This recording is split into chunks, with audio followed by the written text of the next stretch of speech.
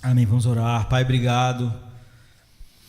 Que cada um de nós possa dizer nessa manhã, Senhor Pai, que a Tua graça é melhor do que a vida e por isso os nossos lábios Te louvam. Essa é a razão da nossa adoração, Deus.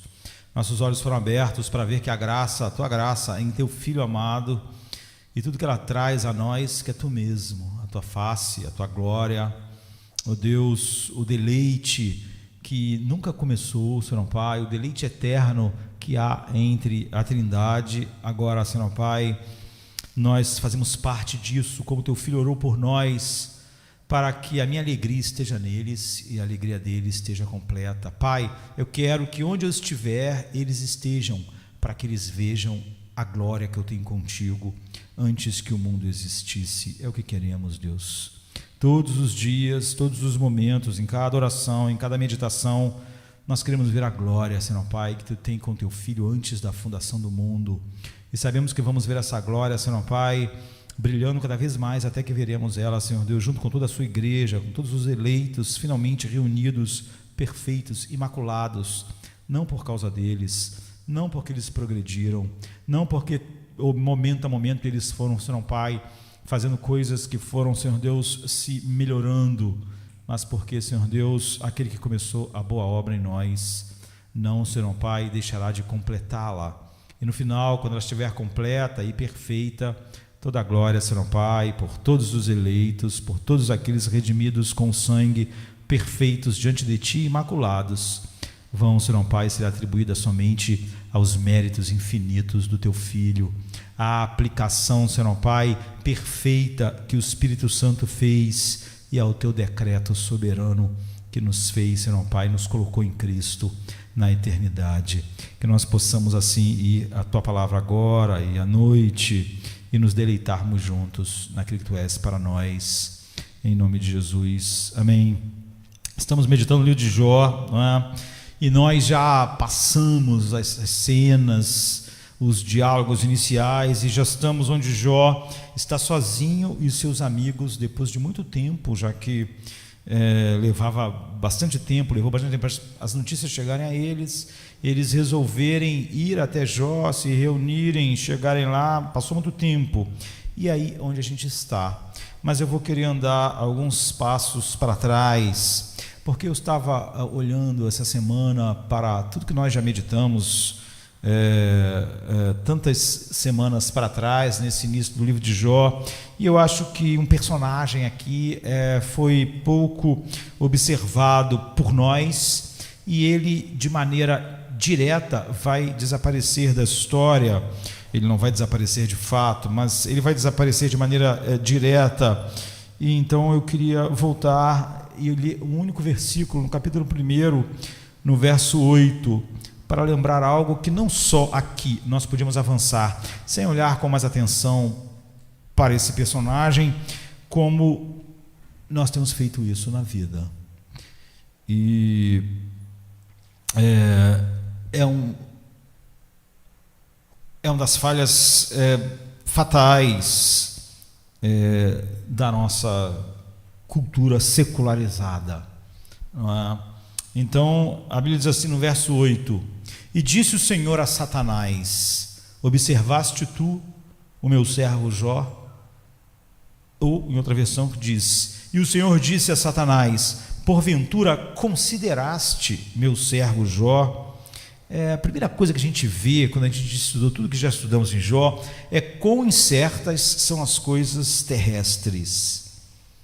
Quão tolo é um cristão que se sente seguro porque a conta no banco dele não está vazia, ou se sente seguro porque lavou a mão e depois passou álcool em gel nela, ou porque ele está fazendo tudo muito certinho para se proteger. Quão tolo seria o crente que acumulasse seu tesouro em qualquer lugar, exceto o céu, e sentisse qualquer tipo de tranquilidade baseada nisso.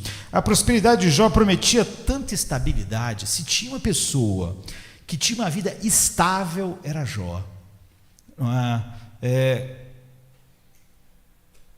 ninguém debaixo do sol, né, debaixo das estrelas, tinha uma vida mais estável, mais segura. Se alguém podia ficar tranquilo pela situação em que vivia era Jó. O homem tinha ao seu redor uma grande família, e servos, e filhos unidos. Naqueles dias, as famílias grandes, né, eram tudo, eram fundamental. E ele tinha todas essas coisas reunidas. Você vê, ele tinha uma grande riqueza, ele era o mais rico lá do Oriente, mas ele não era rico porque especulava na bolsa. Não era um negócio que você pode ter bilhões hoje e amanhã tudo pode, por causa do mercado, por causa de alguma coisa. E ele também não era uma pessoa que tinha tudo investido, grandes somas, mas numa coisa só, que se aquilo der errado, tudo vai embora. Ele havia acumulado uma riqueza de um tipo que não sofre uma desvalorização repentina. Como é assim? Mesmo quando alguém opera com ações, onde é perigoso no mercado financeiro, ele diversifica os investimentos. Se der errado num canto, tem outro. Mas não Jó, ele tinha bois, milhares, jumentos, gado, terra. O que pode acontecer? Ele não tinha que ir ao mercado e à feira para negociar. Se tudo no mundo desse errado, Jó produzia comida, roupa, tudo que era necessário. Então ele não precisava ir negociar produtos para obter alimento, para obter roupa, para obter sustento. As coisas, e o negócio de Jó, ele não só era muito rico, era muito seguro do ponto de vista humano. E seus filhos, adultos, e tudo o que era necessário para uma vida tranquila e abastada, ele produzia, ainda que não tivesse mais ninguém para vender para ele nada. E era muito diversificado. Ele não era só um agricultor, ele tinha pecuária, ele produzia leite, ele produzia tudo.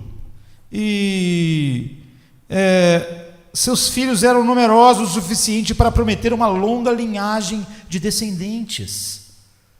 Quando você tem um descendente só com Abraão, se você perde ele, ainda mais uma cultura em que tudo dependia da família, iria adiante através disso e numa taxa de mortalidade enorme, não é? Você tinha muitos filhos e muitos deles não chegavam à idade adulta, mas o fato é que Jó tinha 10 e todos eles já eram adultos. Então sua prosperidade não precisava de nada para a sua consolidação. Se tinha alguém na vida que me dizia, eu estou totalmente seguro, pode dar uma praga na lavoura, mas eu tenho bois, eu tenho gado, eu tenho porcos, eu tenho tudo. E a maré estava cheia. E ele tinha negócio tão diversificado que mesmo que a maré ficasse baixa num lado, ela estaria melhor na outra. Então, onde estava a causa que poderia fazer refluir uma maré tão cheia, uma vida tão estável, lá em cima, além das nuvens, onde nenhum olho humano pode ver? Havia uma cena que não augurava nada de bom para a prosperidade de Jó.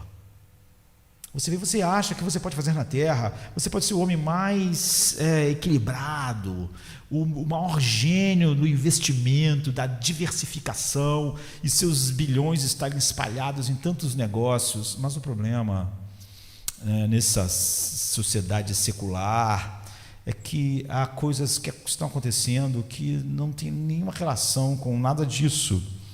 E nós sabemos que Satanás então estava ali cara a cara com o Deus infinito de todo bem, e uma conversa extraordinária aconteceu entre os dois. E quando é chamado a prestar contas das suas ações, como o diabo tem que prestar contas a Deus, como todos os anjos, como todos finalmente, ele se gabou de ter andado na terra por um lado e por outro, insinuando que ele não tinha encontrado nenhum obstáculo à sua vontade. que Satanás está insinuando não é de todo mentira. João diz assim: o mundo jaz no maligno. Satanás passeia pela terra e o que ele vê é um mar de homens que estão na mais completa escuridão, são guiados por ele e não oferecem nenhuma resistência. São guiados pela escuridão e não oferecem nenhuma resistência. Jesus disse: a luz vê o mundo e o mundo não a aceitou, porque o homem amou as trevas. E nós sabemos, João diz em 1 João 5,19, que somos de Deus e que o mundo inteiro está sob o poder do maligno. É isso que Satanás está dizendo. Eu passei pela terra, eu olhei tudo, está tudo assim, e não encontrou ninguém para se opor à sua escuridão. E ele havia então marchado por toda parte como um rei, entre aspas. Você pode dizer: mas não devia usar essa palavra. A Bíblia chama ele de o príncipe desse mundo.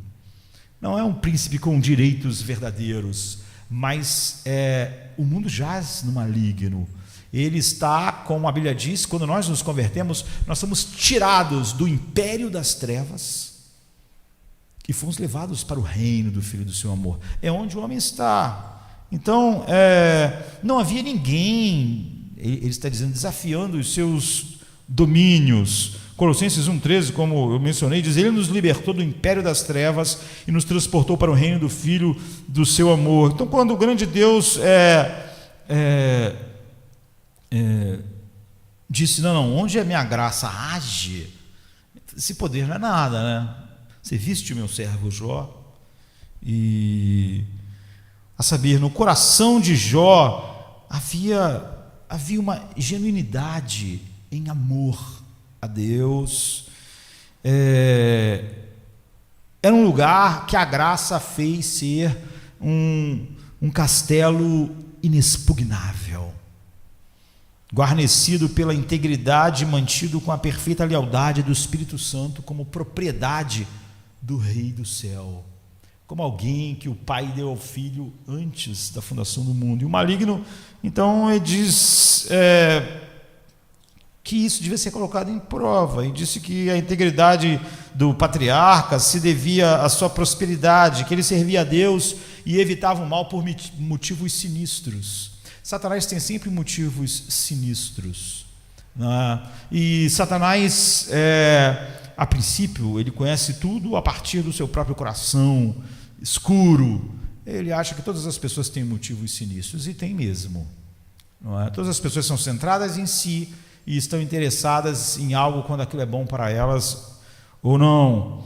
E Deus então ouve isso e dá permissão para ele tirar todas as suas misericórdias, que ele afirmava serem os alicerces, os pilares da integridade e do amor de Jó a Deus.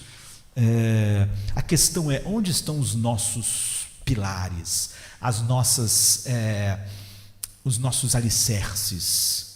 É fundamental. Essa história fala muito a respeito disso. Nós sabemos como eles implodem um prédio, não é? Pode ser o maior prédio, a maior ponte. Eles não vão lá e bum, explode tudo. Senão, o nome diz explosão, não é implosão. Eles colocam as bombas, as dinamites, nos lugares críticos que sustentam toda a construção. Quando eles detonam, o que acontece é que não explode tudo. Como pilar do prédio, como o alicerce do prédio, da ponte, por maior que seja, minado, o prédio inteiro cai. Todos nós temos pilares e pontes na vida. Se isso fosse destruído, a gente continuaria de pé? Ou seja, os pilares que nos fazem ficar de pé são pilares possíveis de alguém botar uma dinamite lá no lugar certo, para, tirando aquilo, a gente despenca? Era o que Satanás disse que Jó tinha.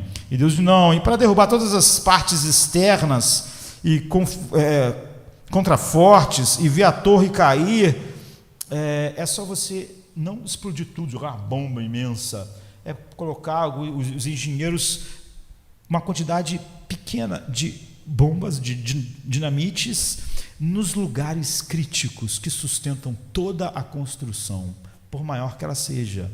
E ela vai simplesmente cair vai implodir sobre si mesmo. É o que acontece com muitos homens. Não é? Há coisas críticas que sustentam ele de pé. E Satanás está dizendo: o que sustenta Jó de pé são essas coisas. Se você tirar isso, ele vai cair.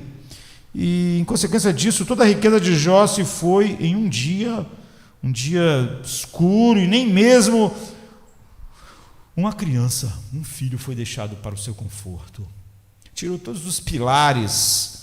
E numa segunda entrevista entre Deus e o anjo caído, Jó foi novamente assunto da conversa, e o grande desafio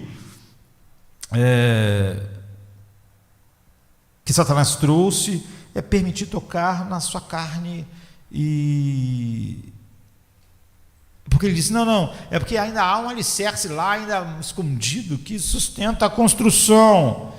E o príncipe, o grande Jó, o milionário, o homem saudável, com 10 filhos, aquele que era rico e feliz, agora ele não é só pobre e miserável. Ele está cheio de doenças da cabeça aos pés, para as quais não há nenhum remédio, nem para aliviar a dor. E a única coisa que ele pode fazer é pegar um caco de telha e se coçar. E como nós vimos, ele diz que sai pus das suas feridas. E a gente vai ver nisso a mutabilidade de todas as coisas terrestres. É a descrição de Davi de que tudo no mundo é construído sobre mares revoltos. E se a vida das pessoas está sobre o mar assim, quem pode dizer como o mar vai estar amanhã? Então não coloque sua confiança em nada debaixo das estrelas. Essa é a verdade bíblica, essa é a verdade que Cristo trouxe. Lembra-se que mudança está escrita na frente de tudo do nosso mundo. Ninguém poderia ter investido dinheiro melhor, de maneira mais segura, mais diversificada do que Jó. Não pense que depois de ter feito tudo você está em segurança. Não pense que depois de ter tomado todos os cuidados você está em segurança. Não pense depois que você tenha feito tudo. Não existe um vírus no mundo, existem milhares e milhares e milhares. É totalmente impossível evitá-los. Portanto, não diga: a minha montanha está firme, ela nunca será movida, diz a Bíblia. Não existem montanhas firmes no mundo. Então, o relance dos olhos do grande eu sou pode transformar a tua montanha em pó. Você ou eu, se sentirmos paz em qualquer coisa, ou se alguém podia sentir tranquilidade na solidez da sua vida, era Jó. Então, o toque do pé de Deus no Monte Sinai faz o monte inteiro tremer, fumegar. Paulo então diz para nós: põe as suas afeições nas coisas do alto, onde Cristo está assentado à destra de Deus. É o único lugar firme. Não há nada firme. Nunca sinta paz porque você acha que fez as coisas certas, ou sobre a vida financeira, ou sobre a sua saúde, ou sobre qualquer coisa. Coloque as suas afeições no lugar à destra de Deus, onde Cristo está sentado. Deixe o seu coração e o seu tesouro está onde Jesus disse. Sabe por que você é ansioso? Não adianta levantar desculpas psicológicas. Você está ansioso hoje, com medo do que vai acontecer amanhã, com medo de o vírus finalmente te encontrar, uma célula se multiplicar se dividir de uma maneira errada. E isso acontece porque você colocou o seu tesouro onde os ladrões podem roubar, onde a ferrugem pode comer, onde vírus atinge, onde incêndios acontecem. Você botou o seu tesouro no lugar assim. Então, as palavras de Bernardo de Claraval, não é um monge assim, com escritos muito interessantes, nasceu em 1053. Ele diz: esta é a verdade, esta é a verdadeira e principal alegria, que não é concebida da criatura, mas recebida do Criador, a qual, sendo uma vez possuída, ninguém pode tirar de ti, em comparação com a qual todos os outros prazeres é tormento. Toda alegria é tristeza, coisas doces são amargas perto disso. Toda glória é vileza e todas as coisas deliciosas são totalmente desprezíveis em comparação. Este não é, no entanto, o nosso assunto essa manhã. Aceite isso apenas como uma introdução do discurso que realmente eu acho importante a gente olhar aqui. O Senhor disse a Jó assim: você considerou meu servo Jó, você observou ele, você prestou atenção nele. E a gente vai falar rapidamente a respeito disso. Em que sentido se pode dizer que o espírito maligno te considera? Deus falou assim: você já prestou atenção? Podia ser o nome de qualquer um de nós. Em segundo lugar, a gente nota que ele considera o que Satanás considera sobre você, sobre mim e sobre aqueles que se dizem povo de Deus. E no fim, o nosso consolo é a reflexão de que alguém muito acima de Satanás nos considera num sentido muito mais elevado do que Satanás. Então, em que sentido Satanás considera o povo de Deus? Em primeiro lugar, certamente não é no sentido bíblico. Há um sentido maravilhoso em considerar, pensar e meditar. Não é? Por exemplo, há um versículo que diz assim: o Senhor considera as suas aflições. Isso quer dizer o quê? O salmista diz: considere, Deus, a minha meditação. Ou bem-aventurado aquele que considera as Escrituras. Ou seja, quando você considera a Escritura, você está querendo ver nela o quê? Você está querendo ver nela as riquezas, as belezas. Você vai às Escrituras querendo encontrar nelas a beleza final para o teu coração. Não é assim que Satanás nos considera. Você considera as Escrituras como um tesouro que vai te satisfazer. E tal consideração implica o quê? Boa vontade, uma inspeção cuidadosa do objeto de benevolência com relação a uma distribuição sábia da mente de Deus para nós. Nós achamos que a Bíblia é um tesouro, nós vamos considerar ela com nossos corações cheios de desejo de encontrar nela todas as coisas que vão fazer nossos corações se deleitarem em Deus. Nesse sentido, Satanás nunca considera ninguém. Ele nunca está olhando para alguém para ver alguma coisa boa, alguma coisa que possa ser, de alguma forma, luz. Se ele tem alguma benevolência, é apenas para consigo mesmo. Ou seja, Satanás é a quintessência do que o pecado é. O pecado é nele e em nós estar voltado para si mesmo. Satanás só observa as pessoas com interesse próprio. Quando nós consideramos a palavra de Deus, nós temos um interesse voltado para fora, para Deus. E quando ele considera sobre as criaturas, sempre é uma consideração malévola. Nenhum flash meteórico de boas coisas passa pela mente em escuridão final de Satanás. E ele também não nos considera, como nos é dito, para considerar as obras de Deus. Ele não está, que admiração, como a graça age, eu vou considerar isso, eu vou pensar a respeito disso. Ele não está querendo obter, ao nos considerar, aprender algo sobre a beleza de Cristo, sobre a sabedoria de Deus, sobre a glória da graça. Não, ele odeia essas coisas. Ele não honra a Deus pelo que ele vê em nós. Ele não sente nenhuma alegria, ele não considera a minha vida, a sua vida, para encontrar um motivo de ver algo belo em Deus.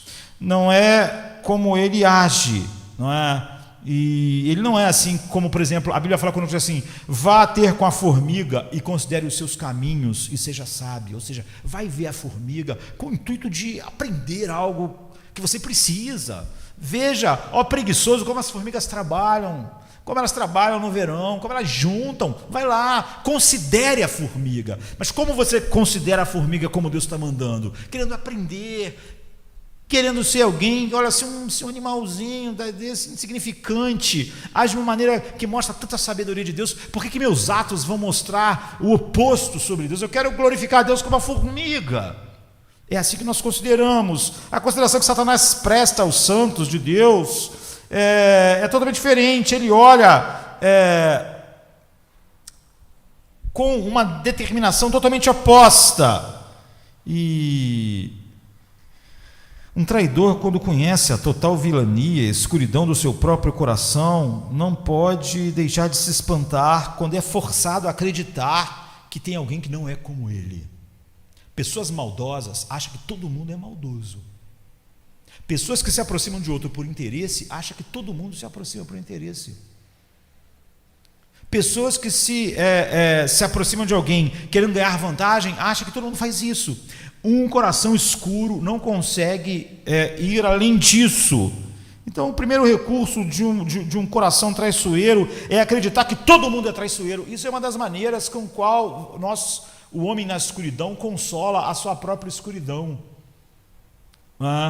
Então, o traidor pensa que todos os homens são traidores, que se não traíram é porque era conveniente. Ele não pensa, eu sou traidor porque eu sou uma pessoa vil.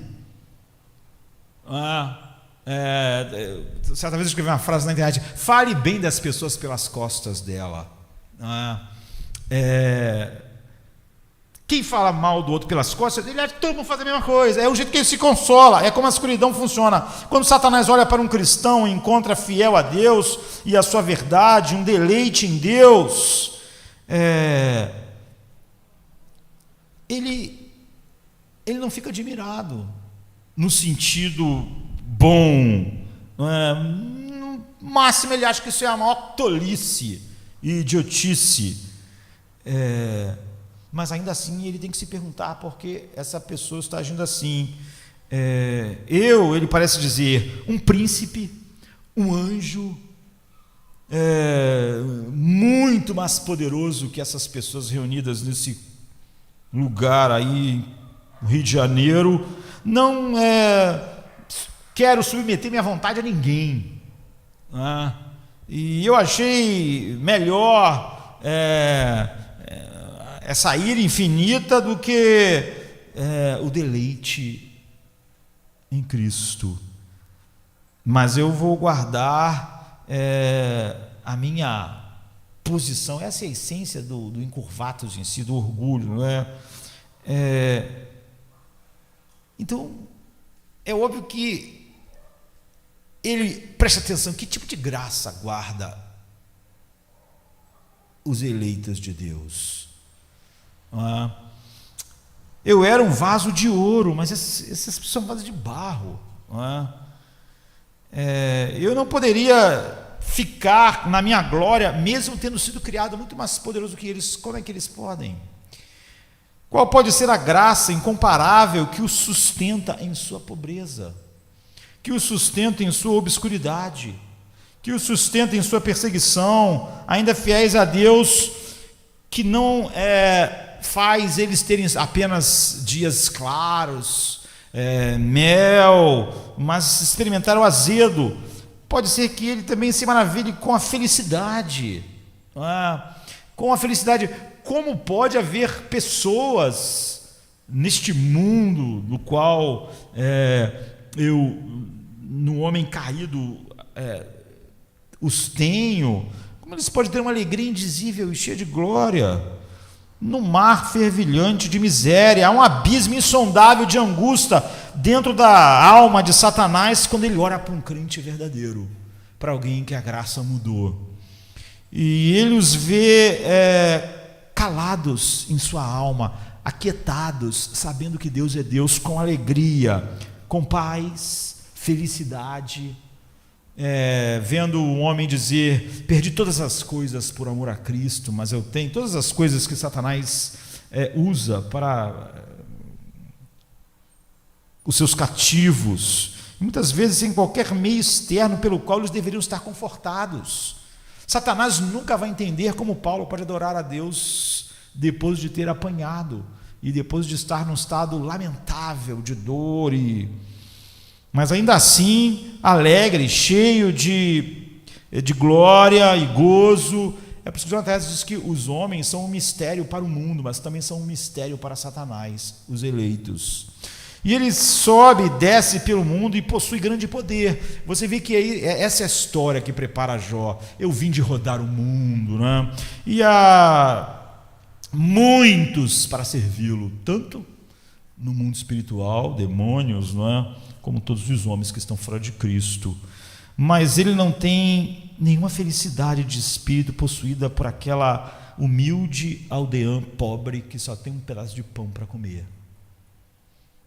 Satanás, de certa forma, tem demônios numa quantidade imensa sob sua obediência, e o mundo inteiro jaz no maligno.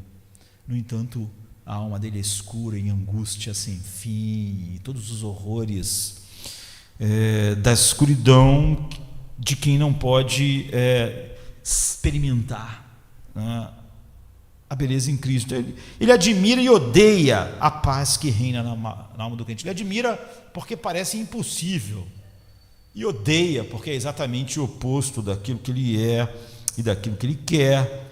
Então sua consideração vai além disso. Mas pensem, quando Deus diz: considere meu servo Jó, pense as coisas que Deus considera sobre alguém que foi tirado do império das trevas e levado para o reino do Filho do seu amor. Você não acha que ele os considera capazes de detectar, se possível, alguma falha neles?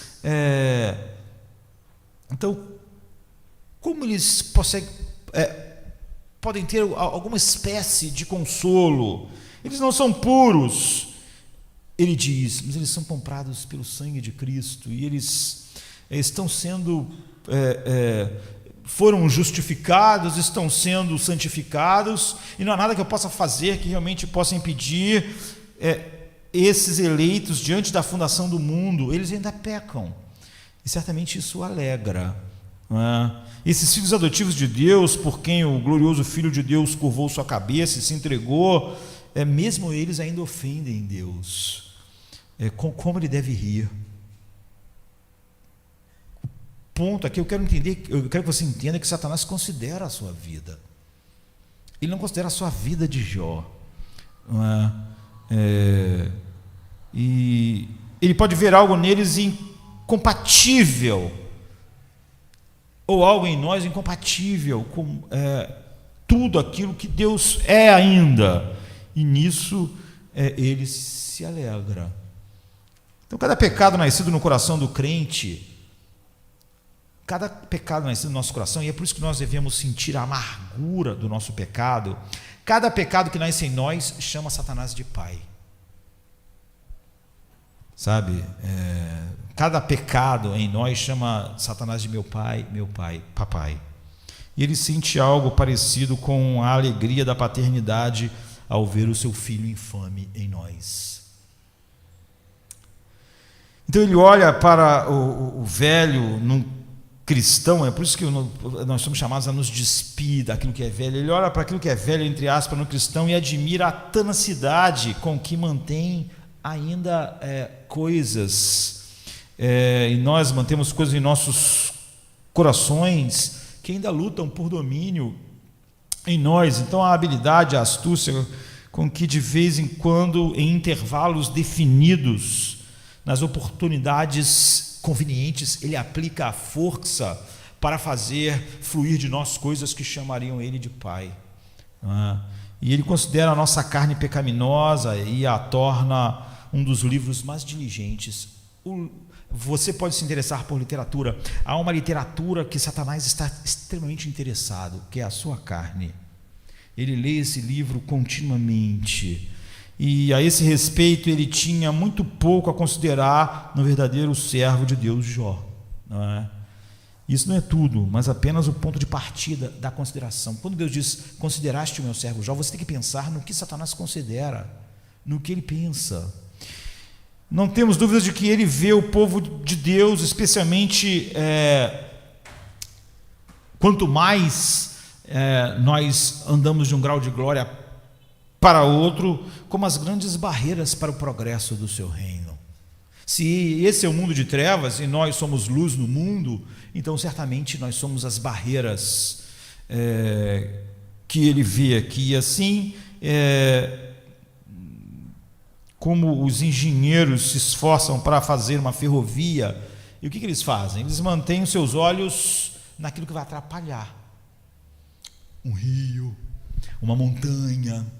Então ele pensa: como eu vou explodir a montanha para passar o túnel? Como é que eu vou transpor esse rio? Tem muitas coisas que atrapalham uma ferrovia. O engenheiro, ele não está com os olhos naquilo que não é um obstáculo. Porque o que não é obstáculo, ele vai simplesmente botando os trilhos. Mas o engenheiro está sempre atento: o que é o obstáculo para a ferrovia?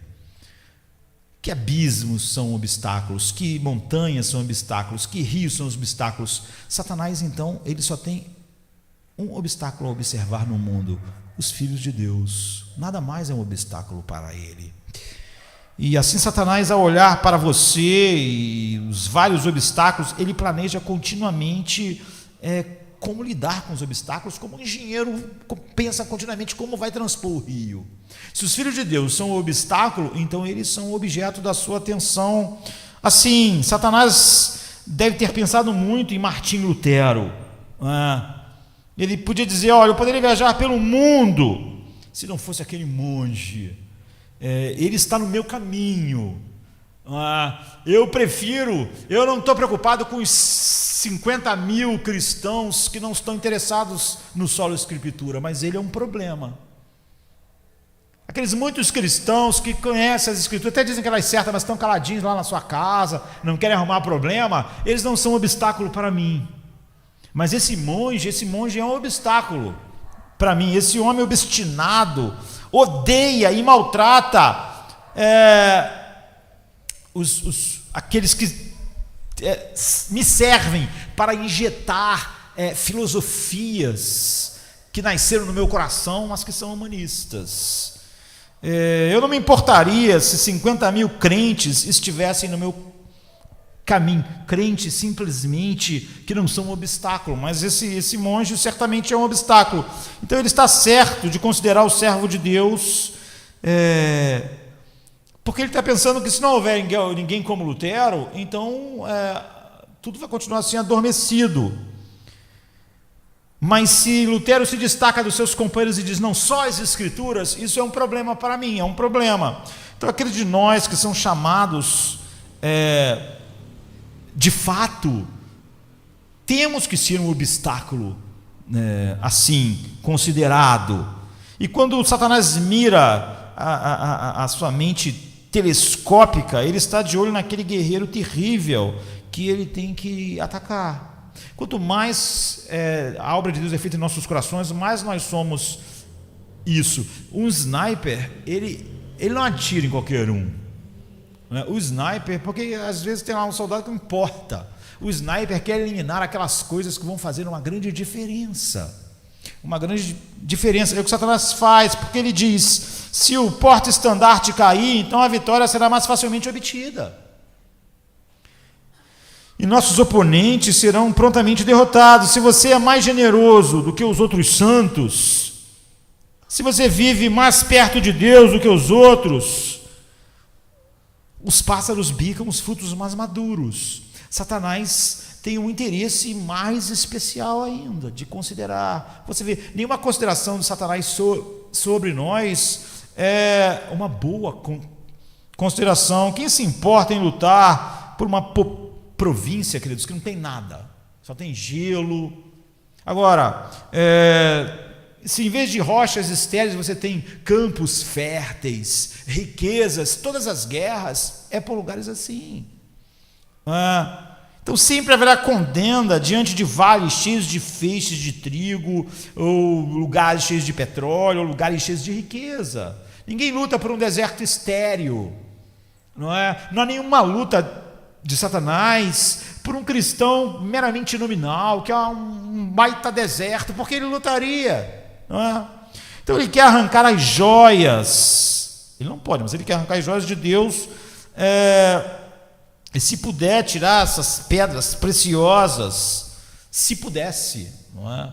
Até do peitoral do sumo sacerdote final, e ele não pode. Ele considera então o povo de Deus vendo-os como obstáculos. Se você realmente é alguém comprometido e que se deleita em Deus, você é um obstáculo para Satanás, e ele nunca tira a atenção dos seus obstáculos. Ele concebe todos os métodos pelos quais pode remover você do seu caminho e transformar você em mais uma pessoa que vive para ganhar dinheiro, para se distrair e viver a vida. O que esse texto quer mostrar para nós é que quando você olha só para a vida, você não pode enxergar a vida sem enxergar o que está muito além desse mundo. Jó parecia tudo tão seguro, mas além do mundo físico, não é?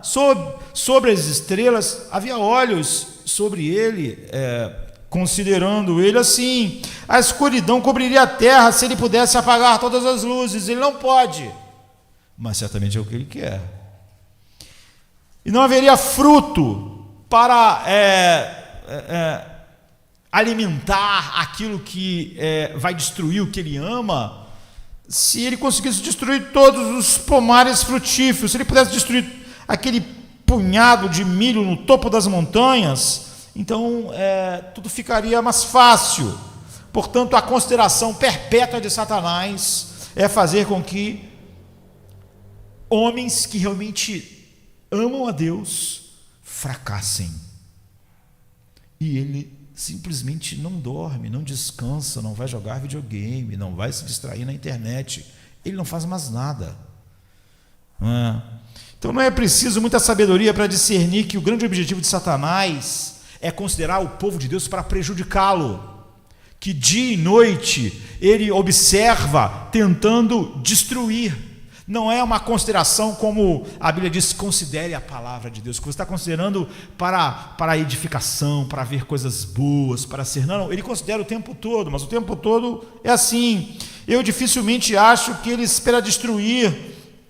Dificilmente não. Eu tenho certeza que ele não espera conseguir tirar nenhum dos eleitos comprados pelo sangue de Cristo. Ele é bom demais em teologia para achar isso.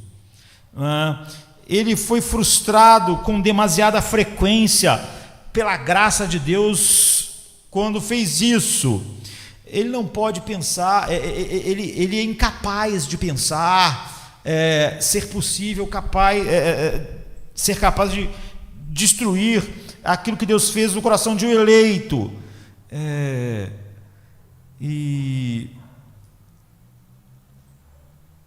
como o texto diz assim: se Mordecai for da linhagem dos judeus, diante dos quais começaste a cair, não prevalecerás contra ele, mas certamente cairás diante dele. Foi o que o adivinho disse para nós: olha, se ele então você não vai conseguir, por mais que você tenha estratégias. Satanás sabe disso, ele sabe muito bem que existe uma semente real na terra, na qual a luta dele é em vão. E não há nenhuma possibilidade de na mente dele ocorrer que alguém que fosse escolhido por Deus poderia realmente ser destruído por ele. No entanto, Satanás não sabe quem são os eleitos. Ninguém sabe. Satanás só pode saber quem são os eleitos exatamente como eu e você podemos, pela observação e pelo fruto. Satanás ataca todo mundo que na sua mente, pode ser ou não, ele está sempre observando, mas os decretos de Deus são os decretos de Deus. Só Deus sabe quem ele deu os filhos na eternidade, nenhum anjo, nem Satanás, nem nós. Nós não vemos na testa de ninguém nesta manhã aqui escrito eleito. O que nós podemos ver é que Deus, apesar de não ter dado o nome dos eleitos, disse como eles seriam, disse o que faria nos seus corações, disse como eles amariam o seu filho. Satanás está na mesma situação. Ele não perderia seu tempo tentando destruir, embora ele deseja que os eleitos desonrem Deus. Isso já é um prazer escuro suficiente para ele. E ele não sabe. Ele ataca todo mundo. Ele não chega sabendo que Pedro é eleito e Judas não é. Ele vai atacar todo mundo. No entanto, apesar de ele não saber É óbvio que ele está atento às nossas ações externas, tentando sondar as nossas motivações. Você vê, ele tem depois de observar, ele tem uma ideia de que Jó tem motivações vis, tem motivações erradas, que ele realmente é obediente externamente, que realmente a vida de Jó externamente está, por mais que ele possa observar alguém muito mais do que nós podemos, ele vê que a observação dele externa parece que Jó, mas ele desconfia de que os motivos de Jó não são verdadeiros.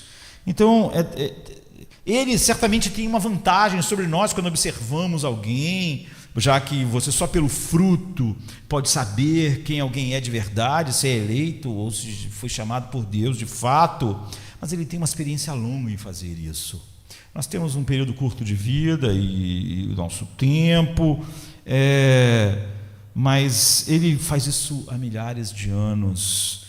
E ele é capaz de ver, então, em particular, onde não podemos nos intrometer. Ele não pode ver aquilo que a gente não pode ver, o livro dos decretos de Deus. Mas ele pode observar uma pessoa quando está no culto e quando está em casa, quando está assim e quando está sozinha. Ele pode observar como a pessoa trata e fala de alguém quando está junto com ela e quando não está. Ele pode observar muito mais do que nós. Ele, quando a Bíblia diz consideraste, ele pode fazer uma consideração muito mais profunda. E vale ainda o que Jesus disse: pelo fruto conhecereis. E visto que, entretanto, muitas vezes estamos errados em nosso julgamento, ainda assim, com todas essas vantagens, ele também está. Ele está errado sobre Jó. E por isso a política dele é destruir todo mundo, é atacar todos. Ele acha que Jó não é, mas eu vou atacar. Sem saber que tipo de sucesso ele vai obter, não importa. Se for um eleito, ainda assim eu posso fazê-lo desonrar a Deus. Eu posso fazer coisas surgirem em determinados momentos que vão me chamar de pai. E ele ainda anda em busca de quem possa devorar. Isso que Pedro está dizendo. Ele ruge como um leão. Ele está sempre atacando, ele está sempre pronto. Ele não sabe. Então ele ataca assim. Alguém pode dizer: como o diabo pode fazer isso? Ele não faz isso sozinho. Na verdade, o diabo, como nós, está num lugar de cada vez. Satanás, não é? Talvez, e é o que eu acho, nós nunca fomos sentados por Satanás de fato. Não é? Nós não somos notáveis suficientes para isso, mas ele tem gente ao seu serviço o suficiente. Então, ele tem toda a hoste de espíritos, não é? Sobre o seu controle, como o centurião disse para Jesus assim: dá uma ordem, porque eu sou um homem de autoridade e eu tenho muitos soldados, eu digo um vai, ele vai, vem, ele vem. Então, Satanás podia dizer isso no mundo espiritual, da escuridão, do império das trevas. Assim, todos os servos de Deus mais ou menos estão sobre o assalto indireto de Satanás. Como eu disse, ele vai sumir do livro, mas ele não vai continuar, não vai parar. Ele não vai atacar, você não vai ver mais Satanás falando. Na verdade, na Bíblia, poucas vezes você vê Satanás aparecendo como nessa história, falando com Deus, falando com Jesus. Mas Satanás, praticamente, você não ouve, entre aspas, sua voz na Bíblia, falando. Mas ele está agindo o tempo todo, não é? Então, onde ele não pode destruir, não há dúvida que o objetivo de Satanás continua de pé. Ele não gosta. Quando a gente diz sobre uma alegria indizível e cheia de glória, e muitos cristãos começam a levantar obstáculos para isso, é Satanás. É aquilo que ele não quer ver. Alguém ter alegria indizível e cheia de glória em Deus. É o que ele disse que Jó não tinha. Às vezes tem pessoas que são cristãs, são cínicas, mas esse cinismo é um cinismo de Satanás. Satanás não acredita que alguém possa ter alegria indizível e cheia de glória em Cristo, porque ele odeia isso. Ele não pode realmente acreditar que alguém tem um prazer imenso naquilo que é o seu desprazer. Então, o diabo tem grande prazer em alguns ministros ou cristãos que têm a tendência de que com a sua pregação multiplicar dúvidas. São cínicos sobre o poder da graça, estão sempre levantando a última ideia secular para dizer que a graça não tem poder para fazer aquilo. Ele adora.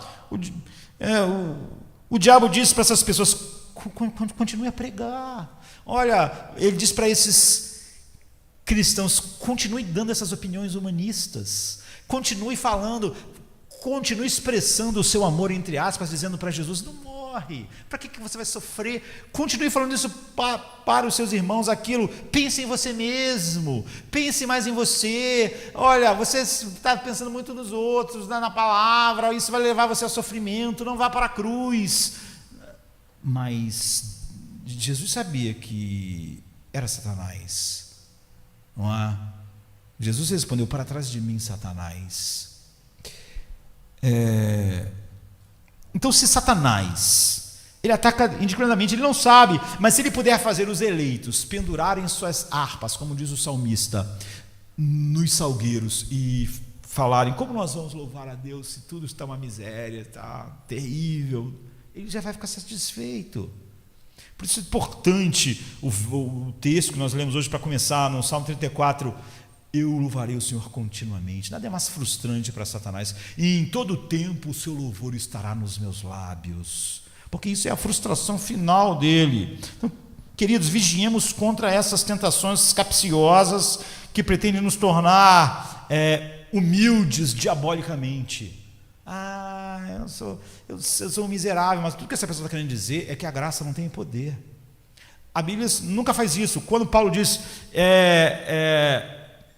eu não posso nada, eu sou totalmente incapaz, ele diz: mas posso todas as coisas naquele que me fortalece. Quer dizer, a graça sempre é exaltada, ela nunca é diminuída. Nosso Deus não se agrada de nossas suspeitas e desconfianças sobre o seu poder, sua capacidade de completar o que ele começa. Veja como ele prova seu amor no dom do seu Filho. Então elimine todas as suas mais suspeitas. Nunca levante obstáculos para a graça de Deus, como se realmente houvesse. Você nasceu nesse mundo tão diabólico, com um coração tão parecido com Satanás, que você era um obstáculo impossível. Mas a graça, se você foi chamado, não encontrou obstáculo. Tanto quanto Paulo diz, Deus disse: das trevas resplandeça a luz, naquele dia onde ele criou o mundo. Quando ele disse haja luz, a luz brilhou em nossos corações. Então Deus se deleita em ser adorado com alegria. Deus só aceita qualquer coisa que fruto da nossa alegria. Jesus entregou a sua vida com alegria, ele deu o seu Filho alegremente. Paulo diz: Deus se alegra aquele que dá com alegria, porque tudo que a gente faz, adoração, dar nosso dinheiro, viver, morrer, sofrer, deve ser fruto do transbordar da alegria. Isso é exatamente aquilo que é o horror de Satanás. Quando ela diz: alegrai-vos no Senhor, vós justos, cantai de alegria, todos vós que sois retos de coração, alegrem-se sempre no Senhor. E novamente eu digo: alegrem-se. Satanás odeia. Satanás gosta daquelas pessoas que inventam 1000 desculpas para um cristão ser uma pessoa miserável aos olhos do mundo, uma pessoa que mostra claramente que as fontes da salvação não têm água suficiente. Esse é o trabalho de Satanás. Mas você vai escutar o humanista secular para explicar a sua miséria. E Satanás, como falou através de Pedro, vai falar através de todo mundo aquilo que é conveniente. Martinho Lutero costumava dizer assim, nos dias mais escuros: gente, vamos cantar salmos e contrariar o diabo. E eu não tenho dúvida de que essa é uma das coisas mais maravilhosas saídas da boca de Lutero. Vamos nos alegrar em Cristo e contrariar Satanás. Tudo que ele está fazendo é para ir para o lugar oposto, pois aquele que ama o oposto da adoração odeia o coração que se alegra e adora a Deus verdadeiramente. E ele está bem ciente de que os cristãos tristes, que não sabem lidar com a vida, que não sabem lidar com a dor, que não sabem lidar com o problema, que não sabem lidar com o vírus, que não sabem lidar com as doenças, que não sabem lidar com a carência, desonram totalmente a Deus no mundo, porque desconfia de Deus, porque desconfia da sua providência, porque desconfia da sua sabedoria. É o que Satanás procura, esses frutos. Ele trabalha por ele pensa que se ele puder nos preocupar, até que a gente não acredite mais na constância, na bondade e no amor de Deus, ele terá roubado o louvor de Deus dos nossos lábios. A Bíblia diz: aquele que oferece louvor glorifica a Deus. Então, o que ele quer é isso. E assim Satanás põe um machado na raiz do nosso louvor, para que Deus seja não glorificado declarativamente através de nós. Além disso, se Satanás não pode destruir um cristão verdadeiro, um eleito, quantas vezes ele estragou a sua utilidade? Muitos crentes caíram não para quebrar o pescoço. Eu diria que um eleito nunca vai cair para quebrar o pescoço, não é? Ou seja, mortalmente, como Eli caiu da cadeira. Isso é impossível. Mas ele já quebrou muitas pernas de cristãos que vão mancar para o resto da vida. Ele já quebrou muita utilidade de cristãos verdadeiros que para sempre vão carregar o opróbrio do seu pecado. Ele já destruiu muitos pastores que, a despeito de serem cristãos verdadeiros, não têm mais autoridade de pregar a palavra de Deus, porque suas vidas foram uma vergonha para o Evangelho. Sua imoralidade desonrou totalmente Deus, e agora essa marca está lá para sempre. Nós podemos dizer claramente que Deus esqueceu e perdoou, mas o mundo à sua volta não. O mundo à sua volta não. As pessoas que viram, presenciaram, nunca mais. Ou seja, essa pessoa não caiu e quebrou o pescoço, é impossível. Mas você vê, de alguma forma, Satanás fez aquele homem manco para sempre. Como Jacó ficou manco por motivos diferentes, né? Mas ele ficou manco para o resto da vida, nunca mais poderia correr livremente. Se ele sabe que não pode, mas ele está interessado nisso. Nós podemos nos lembrar que, com pesar de alguns homens que já foram eminentes nas fileiras, e depois eles se tornaram uma vergonha para a verdade de Deus, e depois eles foram perdoados, restaurados. Mas como a Bíblia diz que o opróbrio segue o pecado, o opróbrio está lá. Todos pensavam, esperavam que fossem todos sabem que, por fim, aquela pessoa é salva como que pelo fogo, mas a sua utilidade foi quebrada. Então você pode logo se virar e apagar a sua vela, mas acendê-la não é tão fácil assim. Então, querido, amado de Cristo, a Bíblia diz o tempo todo: vigie contra as astutas ciladas do diabo. Ele te observa. O que Deus falou sobre Jó, a gente não vai acabar isso hoje, eu vou continuar falando sobre isso, tem muita coisa aqui. O que ele falou sobre Jó é verdade sobre você. Observaste, e certamente ele observou. Você vê que ele pode, como eu disse, ele não sabe os decretos de Deus, mesmo ele só pode ter a visão do que alguém é pela sua observação externa, mas ele pode também lançar dardos, pensamentos de fora para dentro, mas ele pode se enganar, como se enganou com Jó, mas ele não vai ficar confuso, ele vai atacar, não é? Então, fique firme, porque você, como a coluna da casa de Deus, é querido no coração de todo verdadeiro filho de Deus. Todo filho de Deus quer ver todos os filhos de Deus firmes. João diz assim: eu me alegro em saber que os meus filhos andam na verdade. Não é? Essa é a alegria. Nós temos um adversário.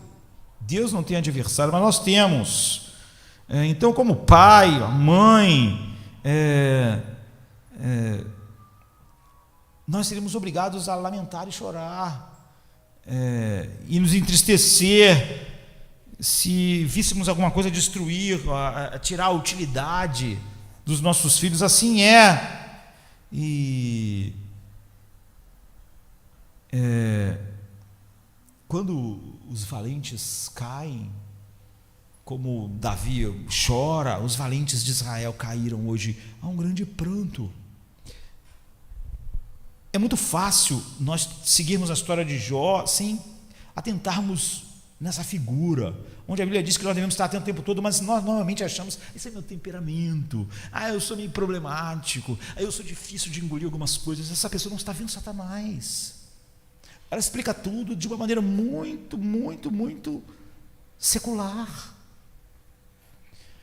E depois de ter considerado e considerado novamente, contado bem nossas torres e baluartes,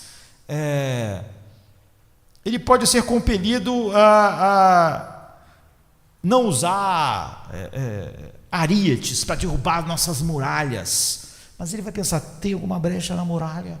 Satanás é assim. Talvez ele não possa sacudir as muralhas, mas ele não possa matar um único soldado na muralha, mas ele vai tentar encontrar alguma maneira de entrar. E antes de você deixar isso que seria o primeiro ponto, que vai ser o nosso único ponto nessa manhã, eu gostaria de dizer que talvez a gente tem que olhar como é que Deus permite essa consideração constante e malévola do inimigo sobre o seu povo. Para a sua própria glória. Deus mesmo disse para Satanás, se você observaste Jó, então entendo decretado por alguma razão que nós não vamos nunca sondar completamente a existência de todas essas realidades na vida de Jó. Nós sabemos as razões finais e como o resultado final manifesta a glória de Deus. A gente tem dito que é o que a gente quer em nossas vidas, não é? Mas nós não podemos então pedir que essa realidade não nos cerque. Nós temos que estar diante daquilo que a graça pode fazer. E eu quero encerrar dizendo que a resposta a isso, por que Deus não impede isso? A Bíblia diz em 1 João 3,8: para isso o Filho de Deus se manifestou, para destruir as obras do diabo. E Hebreus 2,14 diz: ele também participou dessa condição humana, para que por sua morte derrotasse aquele que tem o poder da morte, isso é, o diabo. O sacrifício redentor de Jesus Cristo, a glória de Cristo é manifestada no direito, poder absoluto que ele tem de encerrar definitivamente tudo que Satanás faz, aniquilar todo o sofrimento e tudo que está acontecendo e incapacitar para sempre em grilhões eternos Satanás e todos os demônios e todos os homens debaixo da ira infinita de Deus. Mas a resposta é que tudo foi criado para a glória de Deus, e Jesus vai fazer isso de maneira consistente. Deus vai fazer isso de maneira consistente com aquilo que trará a maior glória ao seu nome. Então ele se abstém de destruir ou privar qualquer coisa que vai mostrar mais a glória da sua graça. Ele se abstém de fazer qualquer coisa que vai, em vez de mostrar mais da sua glória, mostrar menos. Se Cristo destruísse todos os demônios e impedisse tudo o que eles estão fazendo agora, ele ia mostrar uma coisa só: que ele é poderoso, que tudo existe nele, respira nele e usa o poder que ele dá. E todos nós saberíamos que ele é totalmente poderoso e que todo o poder pertence a ele. Seria uma verdade a respeito de Cristo, que seu poder é absoluto, que ele criou todas as coisas e que ele não tem adversários. Mas para que a sua graça e formosura transparecesse e resplandecesse muito mais intensamente, ele fará eficazmente seres humanos rejeitarem as trevas e o poder de Satanás e se alegrarem na glória infinita do seu Filho, como ele se alegra, porque isso vai trazer mais glória a ele. É por isso que a história de Jó está acontecendo, e é por isso que a cruz vai acontecer. O demônio e seus anjos são irredimíveis. Não são irredimíveis porque Deus não pode fazer isso, mas porque Deus não os elegeu, não vai usar de graça. Deus não deve isso a nenhum pecador, nem a anjos, nem a homens. Então Jesus atesta isso quando ele diz assim: o fogo eterno está preparado para o diabo e os seus anjos, Mateus 25, 41. E Judas confirma isso quando diz que eles estão guardados em trevas, presos com correntes eternas para o juízo do grande dia. Eles estão sobre essa supervisão, estão em cadeias, os seus movimentos estão dentro desses limites, como nós estamos vendo nessa história. Portanto, Cristo não está retardando o seu julgamento para que eles tenham uma oportunidade. Na verdade, Jesus não está guardando o seu julgamento nem para que todos os homens tenham uma oportunidade, porque, na verdade, foi decretado já todos os homens que vão ser chamados eficazmente. Uns vão se escandalizar como judeus, outros vão achar uma loucura como mas os que são chamados, esses vão achar a cruz, a sabedoria de Deus. Então, por que ele não os destrói de uma vez por todas? E por que Deus não acaba com a história do mundo em escuridão e termina com a influência maléfica de Satanás? Será que o diabo e seus anjos têm, entre aspas, livre-arbítrio, ou seja, uma força tão grande a ponto de determinarem suas próprias ações? Certamente eles têm livre agência, como todos os homens. Eles fazem o que querem, mas o que eles querem, o que Satanás quer sempre é voltado para si mesmo, e é a essência do pecado como ser humano. E Cristo seria incapaz de detê-los ou trazer o julgamento ao mundo inteiro hoje? Por isso que a gente nunca pensa que o dia do julgamento está atrasado, porque isso não tem nada a ver com pressa. Inúmeros textos ilustram o direito e o poder de Cristo de possuir, dominar e destruir Satanás. Tudo foi criado nele, todas as potestades, todos os principados. E você vai ter 1000 textos a respeito disso. A decisão de deixar que Satanás permanecesse no mundo não foi baseada no fato de que Cristo não tem o direito de terminar a história na hora que ele quiser. A decisão de que o dia do juízo final não é hoje, se não for, não é porque de alguma maneira Deus tem que esperar alguma coisa acontecer. Então, qual foi a razão para que isso acontecesse? Para que essa história acontecesse, para que a gente visse tudo o que o Satanás observa em nós todo o tempo, o que ele faz todo o tempo. Cristo deve ter grande interesse em que Satanás continue a existir e que a história ainda continue, porque apesar de ter o direito e o poder de aniquilar imediatamente Satanás e todos os homens serem finalmente enfrentarem a sua ira infinita, todos respiram, existem nele, ele resolveu derrotar Satanás em estágios, o que custou ele se tornar um homem e morrer na cruz. Por isso o Filho de Deus se manifestou, nós lemos, para destruir as obras do diabo, mas não da maneira que a gente imaginava, não é? Como ele fez isso? Hebreus 2,14 responde: ele também participou da nossa condição humana, para que por sua morte ele derrotasse aquele que tem o poder da morte, isto é, o diabo. Em outras palavras, Cristo se tornou um homem para que ele pudesse morrer. A única razão de Jesus se tornar um homem é por causa da cruz, não há nenhuma outra razão. Se tornar um homem não é uma coisa a gente como ser humano pode achar que isso é uma coisa honrosa, ser um ser humano. A Bíblia diz: ele se esvaziou e se tornou um homem, ele se humilhou. Há uma distância infinita entre Deus e o homem, ainda mais no mundo como o nosso. Isso significa que o objetivo de Cristo em derrotar o diabo deve ser diferente de simplesmente acabar com a sua influência. O objetivo final de todas as coisas não é simplesmente Deus trazer o juízo final. Não. Cristo poderia ter feito isso com uma ordem. Poderia ter feito isso no Éden com os homens. Ele poderia dizer para Satanás: ele vai para o inferno. E o homem pecador também. E o diabo teria ido. E os homens também, como irão. Então, que tipo de derrota Cristo impôs? Ele derrotou Satanás na cruz. Derrotou como? É por isso que foi melhor do que tirar Satanás da história. Satanás é derrotado pela morte de Jesus. Deus não mostrou só o seu poder imenso, mostrou uma quantidade tão grande de belezas. Paulo apresenta essa explicação ao referir-se à morte de Cristo. E tendo despojado os poderes e a autoridade pela morte de Cristo, fez de Satanás um espetáculo público, triunfando sobre ele na cruz.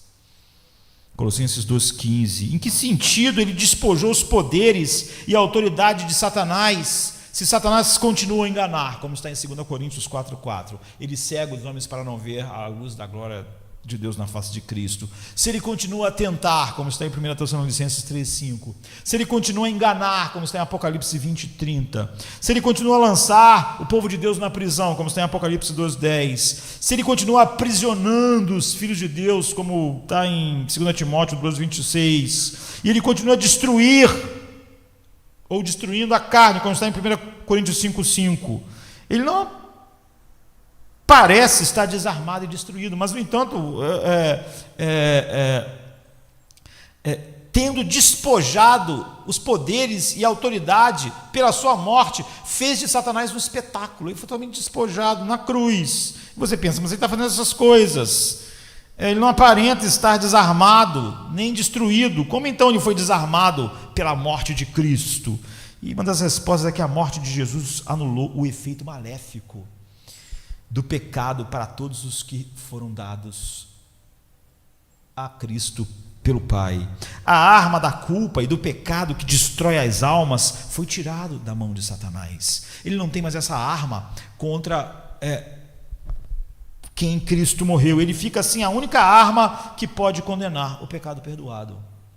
A única arma final que Satanás tem de verdade é o pecado não perdoado. Ele não tem mais, ele foi despojado. A gente lê isso em 1 Coríntios 15, 55, 57, onde diz: onde está, ó morte, a tua vitória? Onde está o teu aguilhão? O aguilhão da morte é o pecado, e a força do pecado é a lei, mas graças a Deus que nos dá a vitória por meio do Senhor Jesus Cristo. Então, por que o pecado é o aguilhão da morte? Porque somente o pecado não perdoado pode condenar a alma e fazer a morte ser a ruína. Se não há pecado, a morte não arruína ninguém, não é? A Bíblia diz: bem-aventurados aqueles que morrem no Senhor. Por conseguinte, Satanás não pode destruir a alma por meio de nenhuma coisa que ele faz, ou de qualquer poder que ele tenha. Mas graças a Deus, diz Paulo, que nos dá a vitória por meio do Senhor Jesus Cristo, pois também Cristo sofreu pelos pecados de uma vez por todas, o justo pelos injustos, para nos levar a Deus. 1 Pedro 3,8. Se nossos pecados foram perdoados pelo amor de Cristo, Satanás não possui nenhuma arma demoníaca contra nós que realmente possa prevalecer. Ele pode nos ferir, ele pode até nos matar, e Deus pode permitir que ele nos fira e que ele nos mate. Você pode dizer: ele não permitiu que matasse Jó, mas permitiu que matasse Paulo. Satanás não possui nenhuma arma demoníaca de verdade contra nós. Ele pode nos ferir, pode nos matar, mas não pode nos condenar. Foi isso que o autor da carta de Hebreus quis dizer quando escreveu assim: mediante a morte, Cristo derrotou aquele que tem o poder da morte, isso é, o diabo.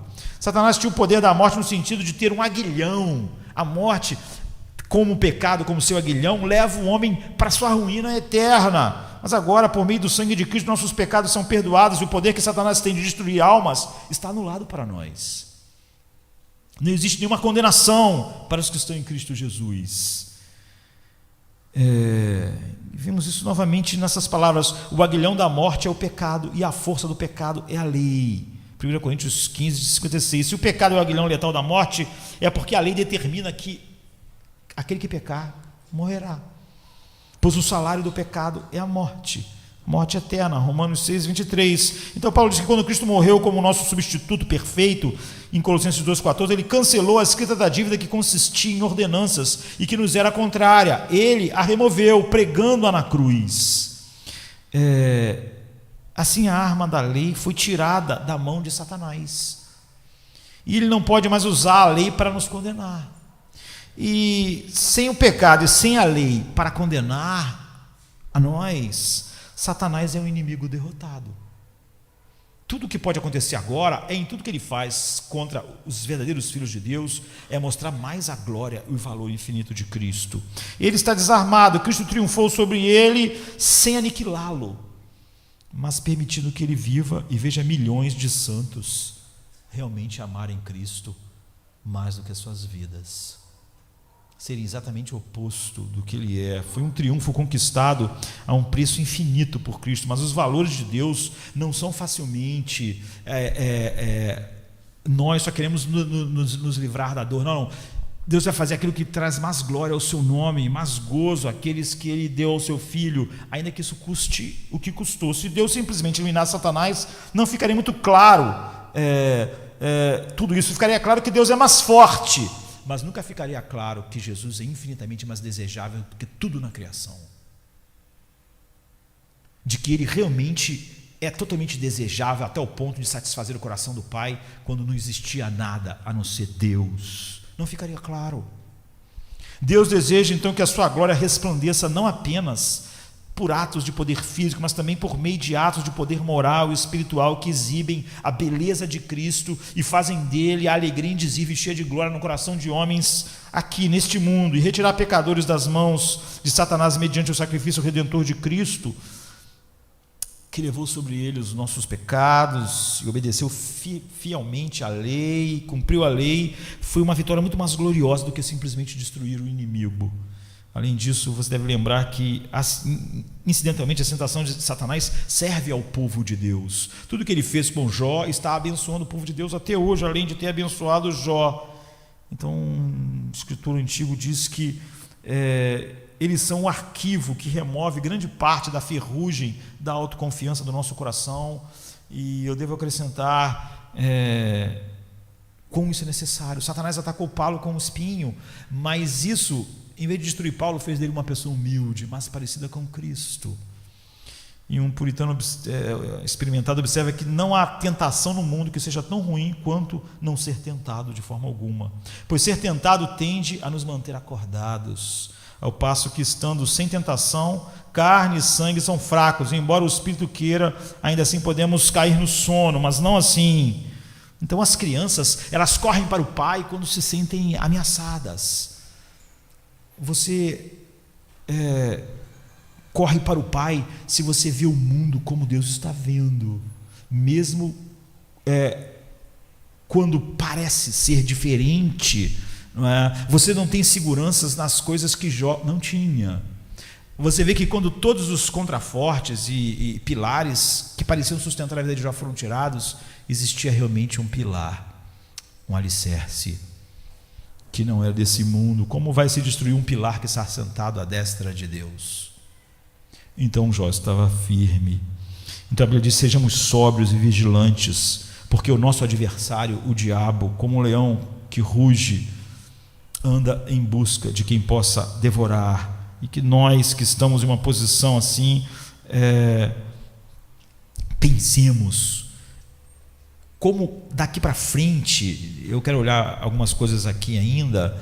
Satanás vai desaparecer da história, mas você vai ver ele na mulher de Jó, você vai ver ele nos amigos de Jó, você vai ver que ele sempre vai usar aquilo que é mais fácil nos atingir. Muitas das vezes Satanás é mais fácil nos levar para longe do que Deus quer através dos nossos amigos, através da nossa esposa.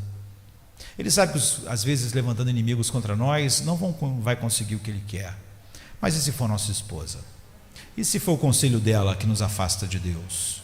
E se for o conselho do nosso esposo? E se for um grande amigo como Pedro que diz para nós: não vá para a cruz?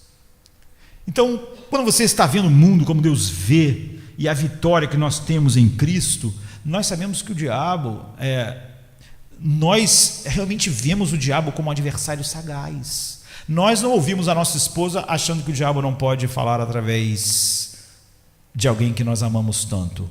Nós não vemos o nosso esposo assim. Nós vamos ver que os amigos de Jó, a esposa de Jó, foram grandes obstáculos quando parecia que Satanás estava quieto. Ele não estava quieto. Ele não vai mais falar nesse livro, mas ele vai continuar falando. E como Jesus, que apesar de amar muito Pedro, e de as palavras de Pedro parecer ser carregadas de amor, pode dizer: para trás de mim, Satanás. Nós vemos um mundo muito diferente do mundo secular que as pessoas veem.